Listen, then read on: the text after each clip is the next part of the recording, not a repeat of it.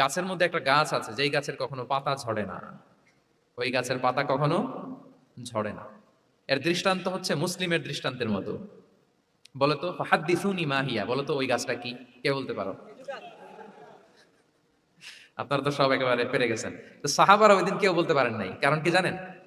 একে তো আমরা জানি হাদিস স্টাডি করার কারণে। হাদিস স্টাডি না করলে তো আমরা বলতে পারতাম না, আমাদের দেশে তো খেজুর গাছ তো হয় না। তো ওনারা কেউ বলতে পারে না, এর কারণ হচ্ছে তারা ভাবছিল প্রশ্ন যেহেতু করছে এটা যেন তেন প্রশ্ন, এটা কঠিন কোনো গাছের একটা নাম বলতে হবে। তো বাড়ির পাশে যে খেজুর গাছ, মদিনার অলিতে গলিতে যে খেজুর গাছ ভর্তি, এই দিকে আর ওনাদের অ্যাটেনশন যায় না। ওনারা চলে গেছে মরুভূমিতে, ইয়ামানে, তারপর একেবারে ডেজার্টের মাঝখানে কি কি ক্যাকটাস, গুলমলতা, কি কি গাছ আছে ওগুলো আওড়াচ্ছে মনে মনে। ভাবতেছে খেজুর গাছের কথা তো রাসূল সাল্লাল্লাহু আলাইহি ওয়াসাল্লাম আমাদের জিজ্ঞেস করার কথা না, এ তো আমাদের গাছ, বাড়ির পাশের গাছ। তো কেউই আর বলতে পারে নাই। এরপর রাসূল সাল্লাল্লাহু আলাইহি ওয়াসাল্লাম যখন দেখলেন সবাই অপারগ, রাসূল সাল্লাল্লাহু আলাইহি ওয়াসাল্লাম বললেন ইন্নাহা আন নাখলা, এটা হচ্ছে খেজুর গাছ।